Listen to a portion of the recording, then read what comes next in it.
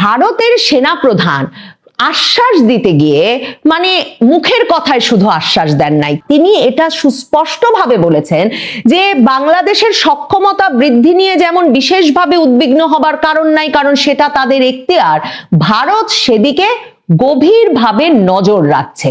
এবং এর সঙ্গে তিনি বলেছেন যে ভারত বাংলাদেশে প্রতিনিধি দল পাঠিয়েছিল সামরিক বাহিনীর, এবং তারা গিয়ে বিভিন্ন পর্যায়ে আলোচনা যেমন করে এসেছে, সরেজমিনে পর্যবেক্ষণও করে এসেছে। এই প্রতিনিধি দলের আশাটা কিন্তু বাংলাদেশ সেনাবাহিনীর তরফে সম্পূর্ণত গোপন রাখা হয়েছিল।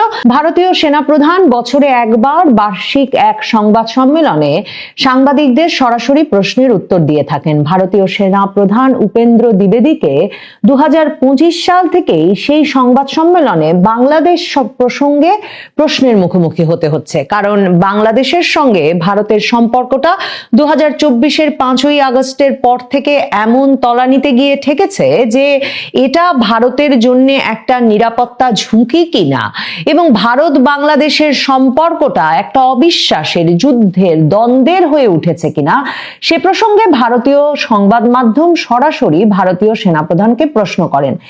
এবছর বিশেষভাবে এমন প্রশ্ন ভারতের সেনাপ্রধান উপেন্দ্র দ্বিবেদীকে ছুড়ে দেওয়া হয় যে তার মানে কি পাকিস্তান এবং চীনের পর আরেকটি অস্থির বা যুদ্ধ সম্ভাবনার সীমান্তে পরিণত হতে যাচ্ছে বাংলাদেশ আর ভারত সীমান্ত।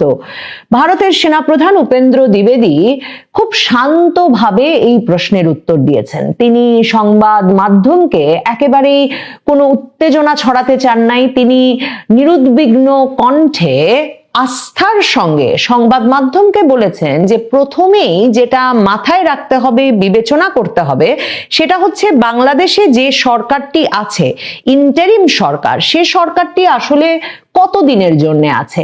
4-5 বছরের জন্য আছে নাকি 4-5 মাসের জন্য আছে? যদি মাত্র 4-5 মাসের জন্য থাকে তাহলে কোনো তাৎক্ষণিক প্রতিক্রিয়া দেখানো ভারতের উচিত হবে কিনা সে বিষয়টা ভেবে দেখবার সুযোগ আছে। तो जो आपने पूछा था, सबसे पहले हमें ये जानना जरूरी है कि ये कौन सी सरकार है जो वहां पर है। अगर वो इंटरिम सरकार है तो क्या जो वो एक्शंस ले रहा है क्या वो 4 या 5 साल के लिए हैं या 4 या 5 महीने के लिए हैं? तो उस चीज को मद्देनजर रखते हुए क्या हमें उसमें तुरंत रिएक्ट करने की जरूरत है या नहीं, ये हमें समझना चाहिए। তার মানে উপেন্দ্র দ্বিবেদী সরাসরি বলতে চাইছেন যে এই যে অন্তর্বর্তী সরকার, এই যে কথায় কথায় শুরু করেছিলেন ডক্টর মোহাম্মদ ইউনূস, আগস্টে তিনি এসে বাংলাদেশের দায়িত্বভার গ্রহণের আগেই এনডিটিভিকে দেওয়া এক সাক্ষাৎকারে যেখানে তিনি প্রথম বলেছিলেন বাংলাদেশ যদি শান্তিতে থাকতে না পারে তাহলে ভারতের 7 সিস্টার্সকেও বাংলাদেশ অস্থিতিশীল করে ছাড়বে। এরপর ইউনূস সাহেব এসে ক্ষমতা নেওয়ার পর থেকে বোঝা যাওয়া শুরু হলো যে তার যে মিত্ররা বা যারা তাকে এনে ক্ষমতায় বসানোর পথ পরিষ্কার করেছেন, মাহফুজ আলম, হাসনাত আব্দুল্লাহ সহ এই পুরো তরুণদের দলটি কোনো না কোনো ভাবে ভারতকে 7 সিস্টার্স থেকে বিচ্ছিন্ন করে ফেলার স্বপ্নে এক রকমের বিভোর। এমনকি এদের মধ্যে কেউ কেউ, মাহফুজ আলম যেমন, মানচিত্র দিয়ে ঘোষণা দিলেন যে 16ই ডিসেম্বর বিজয় দিবস, আমরা আধা খ্যাচরা একটা বাংলা পেয়েছি, আমাদেরকে এই বাংলায় পশ্চিমবঙ্গ, বিহার সহ বিভিন্ন অঞ্চল যুক্ত করে একটা পূর্ণাঙ্গ বাংলা গঠনের জন্য আরেকবার মুক্তি সংগ্রামে ঝাঁপিয়ে পড়ার জন্য প্রস্তুত থাকতে হবে। আর হাসনাত আব্দুল্লাহ এ দফায় যখন ওসমান হাদির মৃত্যুর পর ঘোষণা দিলেন যে যারা কিনা ভারতের উত্তর পূর্বাঞ্চলকে বিচ্ছিন্ন করে ফেলতে চায় মূল ভূখণ্ড থেকে, তাদেরকে আমরা আশ্রয় প্রশ্রয় দেব এবং ভারতের সেই উত্তর পূর্বাঞ্চলকে বিচ্ছিন্ন করে ছাড়বো, 7 সিস্টার্সকে বিচ্ছিন্ন করে ছাড়বো ভারত থেকে। এসব হুঙ্কারের পর মানে দুদেশের সম্পর্ক এখন একেবারে তলানিতে, এমন অবস্থা যে মানে বিশ্বকাপ ক্রিকেট খেলতে যেতেও ভারতে রাজি হচ্ছে না বাংলাদেশ। এহেন পরিস্থিতিতে ভারতের সাংবাদিকদের কিন্তু, সংবাদ মাধ্যমের কিন্তু বহু মাস ধরে এই জল্পনা, এই আলাপ বিভিন্ন তরফে তারা চালিয়ে আসছিল যে বাংলাদেশের বিরুদ্ধে কোনো সার্জিক্যাল স্ট্রাইক করা উচিত কিনা ভারতের, কারণ ভারতের দিল্লিতে যে বিস্ফোরণের ঘটনা ঘটলো সেই বিস্ফোরণের সঙ্গে বাংলাদেশে প্রশিক্ষিত জঙ্গির যোগাযোগ পাওয়া গেছে, যে জঙ্গির সঙ্গে আবার পাকিস্তানের জঙ্গি গোষ্ঠীর যোগাযোগ আছে, এমন সব তথ্য তুলে ধরে ভারতীয় সংবাদ মাধ্যমে এ আলাপ ছিল। ভারতীয় সংবাদ মাধ্যম বরাবর ভারতের সেনা নেতৃত্বকে প্রশ্ন ছুড়ে দিচ্ছিল যে বাংলাদেশের একেবারে শীর্ষ সরকারি কর্মকর্তা, মানে সরকার প্রধান থেকে শুরু করে এই সরকারের প্রধানতম মিত্র রাজনৈতিক পক্ষগুলো বারবার চিকেন নেক প্রসঙ্গে ভারতকে হুমকি দেওয়ার পরেও ভারত কেন একটু সামরিক শক্তি প্রদর্শন করছে না। আমার মনে হলো উপেন্দ্র দ্বিবেদী সাংবাদিকদের এমন ধরনের প্রশ্নের জবাবে সরাসরি বলে দিলেন যে এই অন্তর্বর্তীকালীন সরকার আছে আর কয়েক মাস, এবং প্রথম থেকেই ভারত সরকার একে একটা অস্থায়ী সরকার বিবেচনা করেছে, কাজেই এ ধরনের বক্তব্যে প্রতিক্রিয়া দেখানো প্রয়োজনীয় বলে মনে করেনি, বরং ভারতের সেনাপ্রধান স্পষ্ট করে যে আশ্বাস দিলেন সেটা হচ্ছে বাংলাদেশের সেনা নেতৃত্বের সঙ্গে, সেনাবাহিনী, বিমান বাহিনী, নৌবাহিনী, তিন বাহিনীর সঙ্গে ভারতের সেনাবাহিনী, নৌবাহিনী এবং বিমান বাহিনীর ঘনিষ্ঠ যোগাযোগ আছে বিভিন্ন পর্যায়ে, এবং তিনি বললেন তার সঙ্গে অর্থাৎ ভারতীয় সেনাপ্রধানের সঙ্গে বাংলাদেশের সেনাপ্রধান ওয়াকারুজ্জামানের নিয়মিত যোগাযোগ আছে, একেবারে ব্যক্তিগত পর্যায়ে তারা দুজনও যোগাযোগের মধ্যে আছেন। কাজে সব রকম যোগাযোগের চ্যানেল যখন দুই সামরিক বাহিনীর মধ্যে খোলা, উপেন্দ্র দ্বিবেদী আস্থার সঙ্গে সংবাদ মাধ্যমকে জানিয়েছেন যে তিনি মনে করেন না যে বাংলাদেশে এমন কোনো উদ্যোগ নেওয়া হচ্ছে সামরিক বাহিনীর তরফে, সশস্ত্র বাহিনীর তরফে এমন কোনো উদ্যোগ আছে যে উদ্যোগ ভারতকে বিপদগ্রস্ত করবার উদ্দেশ্যে অথবা ভারতকে নিশানা করে যে উদ্যোগ পরিচালিত হচ্ছে।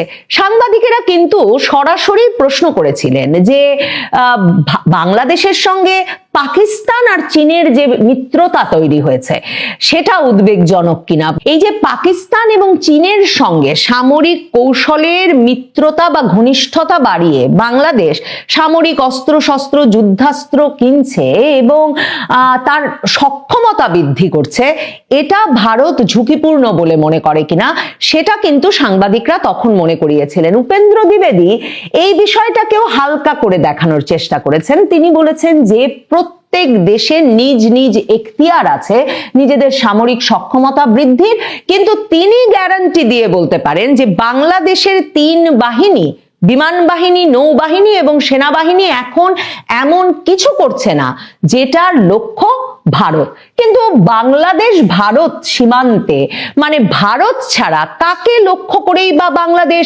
শক্তি বৃদ্ধি করছে, সে প্রশ্ন নিশ্চয়ই যে সাংবাদিকদের মনেও আছে এবং সেনা নেতৃত্বের মনেও আছে, সেটা জানেন উপেন্দ্র দ্বিবেদী। কিন্তু তিনি এক রকমের আশ্বস্ত করতে চেয়েছেন ভারতীয় মিডিয়াকে যে কেন ভারত এখন কোনো শক্তি প্রদর্শন করছে না, তার প্রধান কারণ তাদের মধ্যে সব রকম যোগাযোগ খোলা আছে এবং একেবারে শীর্ষ দুই নেতার, মানে দুই সেনাবাহিনী প্রধানের মধ্যে নিয়মিত যোগাযোগ হচ্ছে। উপেন্দ্র দ্বিবেদী কিন্তু 2025-এর জানুয়ারিতে যখন প্রথম বাংলাদেশ বিষয়ে উদ্বেগ প্রকাশ করে সাংবাদিকেরা প্রশ্ন করেছিলেন গত বছরের বার্ষিক সংবাদ সম্মেলনে, তখন জানিয়েছিলেন যে সেনা প্রধানের সঙ্গে যেমন তার একেবারে যোগাযোগ, নিয়মিত ঘন ঘন যোগাযোগ আছে, ব্যক্তিগত যোগাযোগ আছে, তেমনি 5ই আগস্টে যখন শেখ হাসিনা সরকারের পতন হয়েছে অমন একটা ক্রুশাল দিনেও ভারতের সেনা নেতৃত্ব এবং বাংলাদেশের সেনা নেতৃত্বের মধ্যে যোগাযোগ ছিল। এরপর অন্তত দুদফায় এই গত 2 বছরের মতো সময়ে ভারতের সেনাপ্রধান এবং বাংলাদেশের সেনাপ্রধানের মধ্যে ভিডিও কলে আলাপ হয়েছে, সে বিষয়ে খবর বেরিয়ে আসে। 2024-এর নভেম্বরে যে এই কলটা অনুষ্ঠিত হয়েছিল সে খবর তখন বাংলাদেশের সেনাবাহিনীর তরফেও কিন্তু দেওয়া হয়েছিল। কিন্তু ভারতের সেনাপ্রধান আশ্বাস দিতে গিয়ে, মানে মুখের কথায় শুধু আশ্বাস দেন নাই, তিনি এটা সুস্পষ্টভাবে বলেছেন যে বাংলাদেশের সক্ষমতা বৃদ্ধি নিয়ে যেমন বিশেষভাবে উদ্বিগ্ন হবার কারণ নাই, কারণ সেটা তাদের এখতিয়ার, ভারত সেদিকে গভীরভাবে নজর রাখছে। এবং এর সঙ্গে তিনি বলেছেন যে ভারত বাংলাদেশে প্রতিনিধি দল পাঠিয়েছিল সামরিক বাহিনীর, এবং তারা গিয়ে বিভিন্ন পর্যায়ে আলোচনা যেমন করে এসেছে, সরেজমিনে পর্যবেক্ষণও করে এসেছে। এই প্রতিনিধি দলের আশাটা কিন্তু বাংলাদেশ সেনাবাহিনীর তরফে সম্পূর্ণত গোপন রাখা হয়েছিল। ভারতের সামরিক গোয়েন্দা সংস্থার একটি প্রতিনিধি দল মেজর জেনারেল কুন্দন সিং এর নেতৃত্বে অক্টোবরের 14 থেকে 16 তারিখ বাংলাদেশের সেনা সদর দফতরে সফরে আসেন, এবং সেখানে তারা সেনাবাহিনী, বিমান বাহিনী, নৌবাহিনীর উচ্চ পর্যায়ের কর্মকর্তাদের সঙ্গে শুধু সাক্ষাৎ করেন তাই নয়, তখন ভারতীয় সংবাদ মাধ্যমে এবং এই যে সামরিক খবরাখবর যেসব সূত্র নিয়মিতভাবে প্রকাশ করেন, সেরকম নানা ওয়েবসাইটেও তখন প্রকাশিত হয়েছিল যে ভারতের সামরিক গোয়েন্দা সংস্থার এই প্রতিনিধি দলটি তখন 3টি হেলিকপ্টার নিয়ে বাংলাদেশে আসে, এবং ওইসব সেনা সদর দপ্তরে ওসব বৈঠকের বাইরেও তারা তখন লালমনিরহাট এবং ঠাকুরগাঁওয়ে, মানে চিকেন নেকের কাছে বাংলাদেশ দ্বিতীয় বিশ্বযুদ্ধ কালের যে দুটো বিমানবন্দরকে এখন নতুন করে চালু করার কাজ করছে এবং সেগুলোকে বিমান ঘাঁটি হিসেবে ব্যবহার করা হবে, চীনের কারিগরি সহায়তায় সেগুলো তৈরি হচ্ছে, এবং চিকেন নেককে উদ্দেশ্য করে সেখানে যুদ্ধ বিমান রাখবার ব্যবস্থা হচ্ছে। এসব খবরাখবরের মধ্যে ভারতীয় সামরিক গোয়েন্দা সংস্থার ওই প্রতিনিধি দলটি কিন্তু তখন সেই লালমনিরহাট এবং ঠাকুরগাঁওয়ের যে বিমান ঘাঁটি দুটো নতুন করে প্রস্তুত হচ্ছে সেগুলো সরেজমিনে পরিদর্শন করে আসেন।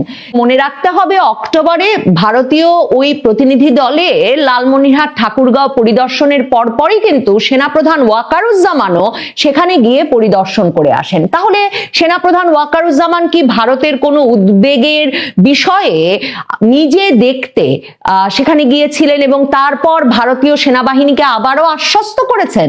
এই বিষয়গুলো বিবেচনা করলে বাংলাদেশ সেনাবাহিনী এই যে একদিকে পাকিস্তান চীনের সঙ্গে প্রকাশ্যে ঘনিষ্ঠতা বাড়াচ্ছে, পাকিস্তানের সামরিক বাহিনীর নেতৃবৃন্দ নিয়মিত আসছেন, যেই পাকিস্তান সামরিক বাহিনী মে মাসে অপারেশন সিন্দুরের পর ঘোষণা দিয়েছেন যে এরপর ভারতে তারা হামলা করবেন পূর্বাঞ্চল দিয়ে, মানে তারা বলতে চেয়েছেন বাংলাদেশের সীমান্তের ভেতর দিয়ে গিয়ে তারা ভারতে আক্রমণ করবেন, যার পর ভারত কিনা তার ইস্টার্ন কমান্ডের শক্তি বৃদ্ধি করেছে। শুধু তাই নয়, ভারত বসে নেই, ভারত চিকেন নেকের কাছে বাংলাদেশ ভারত সীমান্তে অন্তত 3টি সামরিক ঘাঁটি রেকর্ড সময়ের মধ্যে প্রতিষ্ঠা করেছে, এবং এখন চিকেন নেকের কাছে ভারতও তাদের দ্বিতীয় বিশ্বযুদ্ধ সময়কালের 5টি বিমানবন্দরকে নতুন করে চালু করার উদ্যোগ নিয়েছে, সে খবরও সংবাদ মাধ্যমে এসেছে। তার মানে বাংলাদেশের সেনাবাহিনী কি বা বাংলাদেশের সশস্ত্র বাহিনী, 3 বাহিনী, যেটা বারবার উল্লেখ করেছেন উপেন্দ্র দ্বিবেদী যে 3 বাহিনী বটে, 3 বাহিনী তার মানে একদিকে অন্তর্বর্তীকালীন সরকারের রাজনৈতিক নীতি অনুসরণ করে পাকিস্তান সামরিক বাহিনীর সঙ্গে ঘনিষ্ঠতা বাড়াচ্ছে প্রকাশ্যে, চীন থেকে অস্ত্রশস্ত্র কেনার বিভিন্ন চুক্তি করছে, পাকিস্তানের বিমান বাহিনীকে তাদের কাছ থেকে বিমান নেবে এমন কথা দিয়ে আসছে। অন্যদিকে কি ভারতের সেনাবাহিনীর সঙ্গে সুসম্পর্ক রেখে এ সময় কেটে যাবে এই অন্তর্বর্তীকালীন সরকারের যে লম্ফঝম্প 7 সিস্টার্স কেড়ে নেওয়ার ক্ষেত্রে, বা যে ধরনের লম্ফঝম্প হাসনাত আব্দুল্লাদের যে একটা যুদ্ধ ঘোষণা করে ফেলবে তারা, সেগুলোর মধ্যে যে বাংলাদেশের সশস্ত্র বাহিনী নেই, সেটা আশ্বস্ত করতেই কি তাহলে বাংলাদেশের সেনা নেতৃত্ব নিয়মিত যোগাযোগ রাখছেন ভারতের সেনা নেতৃত্বের সঙ্গে এবং আশ্বস্ত করছেন খুব শিগগিরই একটা নির্বাচিত সরকার আসবে?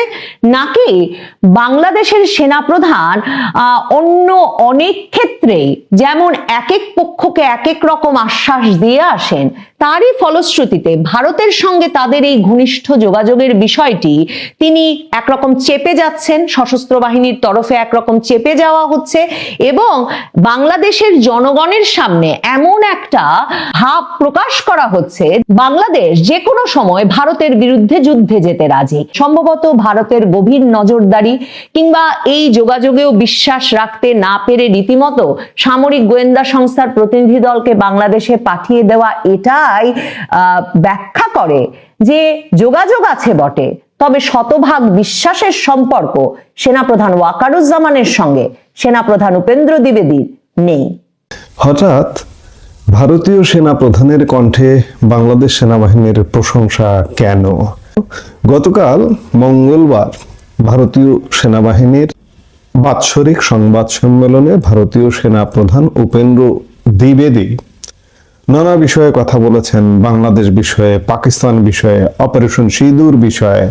এর মধ্যে বাংলাদেশ চ্যাপ্টার তার আলাপের মধ্যে একটা গুরুত্বপূর্ণ স্থান জুড়েছিল। বিশেষ করে সাংবাদিকদের প্রশ্নের উত্তরে তিনি বাংলাদেশ প্রসঙ্গেও কথা বলেছেন। বলা যায় বাংলাদেশের সেনাবাহিনী, সশস্ত্র বাহিনী, সেনা, নৌ, বিমান, তিন বাহিনীরই তিনি প্রশংসা করেছেন। আপনারা জানেন যে শেখ হাসিনা সরকার পতনের পর থেকেই বাংলাদেশ ভারত সম্পর্কের অবনতি হয়েছে। বাংলাদেশে ভারত বিদ্বেষ হয়ে উঠেছে পাকিস্তানপন্থী কট্টরপন্থীদের হাতিয়ার। যদিও ইউনূসের নেতৃত্বাধীন অন্তর্বর্তী সরকারের আমলে ভারত বাংলাদেশ সামরিক যোগাযোগ স্বাভাবিক রয়েছে। মঙ্গলবার এ কথা জানালেন ভারতের সেনাপ্রধান জেনারেল উপেন্দ্র দ্বিবেদী। এরপরেও প্রশ্ন উঠছে সেভেন সিস্টার্স নিয়ে ক্রমাগত হুঁশিয়ারির পর কি পদক্ষেপ করবে ভারতীয় সেনাবাহিনী? বাংলাদেশি সেনার অবস্থাই বা কি? এদিনই সেনাপ্রধান পাকিস্তানকে হুঙ্কার দেন। অপারেশন সিঁদুরে ভারতীয় সেনাবাহিনী পাকিস্তানে ঢুকে মরণ কামড় বসাতে প্রস্তুত ছিল। মনে করেন 1971-এর যুদ্ধের কথা। ইসলামাবাদকে সতর্ক করে জানান অপারেশন সিঁদুর এখনো জারি রয়েছে। ভবিষ্যতে কোনো ভারতের দিকে দৃষ্টি দিলে তার কড়া জবাব দেওয়া হবে। 71-এর যুদ্ধ প্রসঙ্গে উঠলে আসে বাংলাদেশ প্রসঙ্গ। যে মুক্তিযুদ্ধকে পদ্মাপাড়ের স্বাধীনতা যুদ্ধে ভারতের অবদানকে মুছে ফেলতে পাকিস্তানপন্থী মৌলবাদীদের সঙ্গে কাঁধে কাঁধ মেলাচ্ছে ইউনূস সরকার। দ্বিবেদীর যুক্তি হলো অন্তর্বর্তী সরকার বেশি দিনের নয়। তিনি বলেন যদি সেখানে অন্তর্বর্তী সরকার থাকে তারা যে পদক্ষেপ করছে তার মেয়াদ কতদিন, 4-5 বছর নাকি 4-5 মাস, সেটা থেকেই আমাদের বুঝতে হবে যে পদক্ষেপ করছে তার প্রেক্ষিতে দ্রুত প্রতিক্রিয়ার প্রয়োজন আছে কি নাই। এরপরে তিনি জানান যে বাংলাদেশি ফৌজের সঙ্গে ভারতীয় সশস্ত্র বাহিনীর যোগাযোগ রয়েছে, তারা ভারত বিরোধী পদক্ষেপ করছে না। তিনি বলেন আমরা ওখানে প্রতিনিধি পাঠিয়েছিলাম, বিভিন্ন স্তরে কথা বলেছেন তারা, আমার সঙ্গে ওদের যোগাযোগ রয়েছে। মানে বাংলাদেশের সেনা প্রধানের ভারতীয় সেনা প্রধানের সাথে যোগাযোগ রয়েছে। নৌসেনা প্রধান ও বায়ুসেনা প্রধানেরও তাদের স্তরে কথা হয়েছে, যাতে কোনো স্তরেই কোনো ভুল বোঝাবুঝি না হয়। এখানেই না থেমে বাংলাদেশ সেনা সম্পর্কে ইতিবাচক মন্তব্য করেন সেনাপ্রধান উপেন্দ্র দ্বিবেদী। তিনি বলেন আজকের দিনে ওদের তিন বাহিনী, বাংলাদেশের সেনা, নৌ, বিমান বাহিনী যে পদক্ষেপ করছে তা ভারত বিরোধী নয় কোনোভাবেই। উভয় সেনার মধ্যে স্বাভাবিক সম্পর্ক রয়েছে বলেও জানান তিনি। বলেন ওদের অফিসারেরা এখানে প্রশিক্ষণের জন্য আসেন, আমাদের অফিসাররাও যান। ভারতের সেনা প্রধান বাংলাদেশ সেনার প্রশংসা করলেও শেখ হাসিনার পতনের পর ভারত বাংলাদেশ পাকিস্তানের কূটনৈতিক সম্পর্কে ব্যাপক বদল এসেছে। একদিকে যেমন শেখ হাসিনাকে আশ্রয় দেওয়া, সংখ্যালঘু নির্যাতন, দূতাবাসে হামলায় ভারত বিদ্বেষ বুঝিয়ে দিচ্ছে বাংলাদেশ অন্তর্বর্তী সরকার, তেমনি পাকিস্তানের সঙ্গে সর্বস্তরের সম্পর্ক মজবুত করছে ঢাকা। বাদ পড়ছে না সামরিক সম্পর্ক। এর মধ্যে রয়েছে দুদেশের সেনা কর্মকর্তাদের ঘন ঘন বৈঠক, যৌথ যুদ্ধ মহড়া, এমনকি পাকিস্তান থেকে চীনের তৈরি JF-17 যুদ্ধ বিমান কিনতে চলেছে বাংলাদেশ। এখন দেখার বিষয় কোন দিকে গড়াবে জল।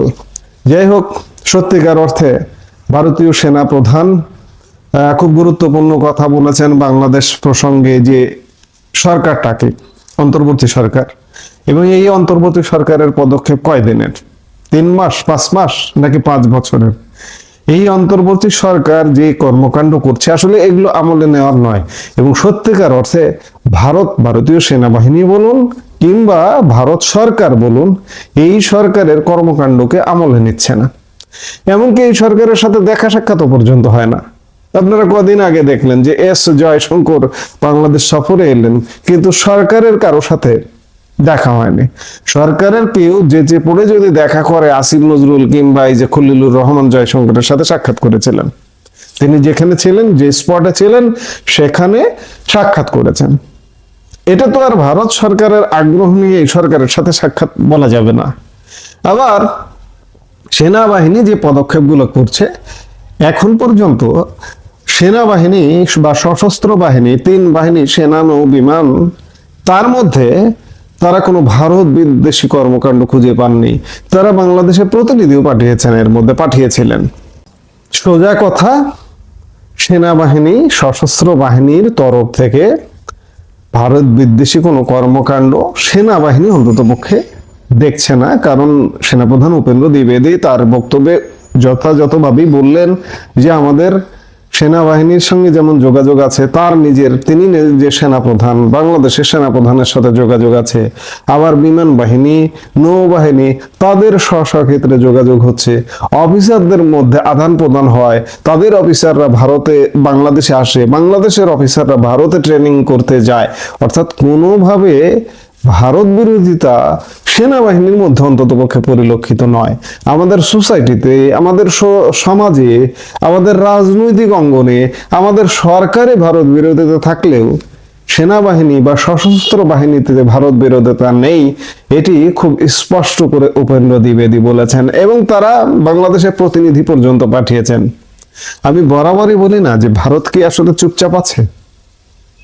তারা প্রস্তুত হয়ে রেডি আছেন, কিন্তু বাংলাদেশকে এখনই হামলে পড়ার মতো পরিস্থিতি নয়। তারা আসলে দেখছে, সত্যিকার অর্থে তারা দেখছে বলতে এই যে একটা অন্তর্বর্তী সরকার বেল ছাড়া, বেল ভাষাটা এইভাবেই ব্যবহার করলাম। ইউনূসের প্রেস সচিব কোন এক বক্তব্যে বলেছিলেন আওয়ামী লীগের বেল নাই। আসলে বেল নাই সরকারের, এই তত্ত্বাবধায়ক বা অন্তর্বর্তী সরকারের বেল নাই।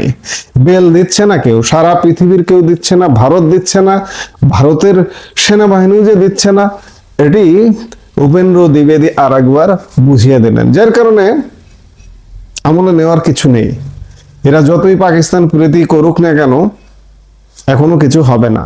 এবং সত্যিকার অর্থে অপারেশন সিঁদুর কিন্তু এখনো জারি আছে, এই হুঁশিয়ার এটাও দিয়েছেন ভারতীয় সেনাপ্রধান উপেন্দ্র দ্বিবেদী।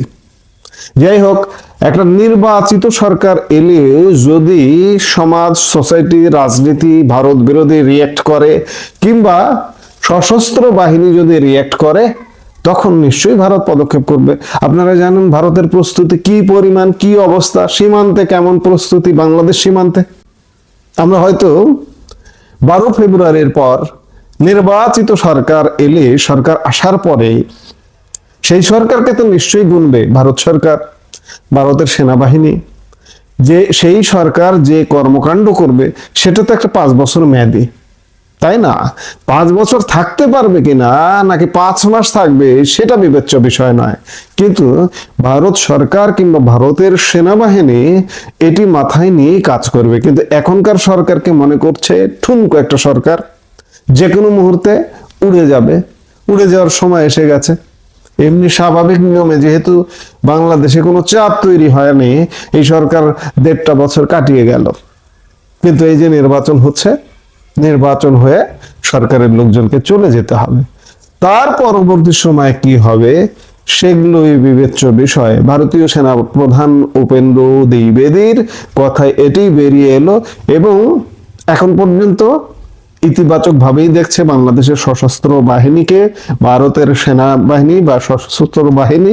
সেটির বহিঃপ্রকাশ ঘটলো উপেন্দ্র দ্বিবেদীর কথায়। এই মুহূর্তে এ পর্যন্ত।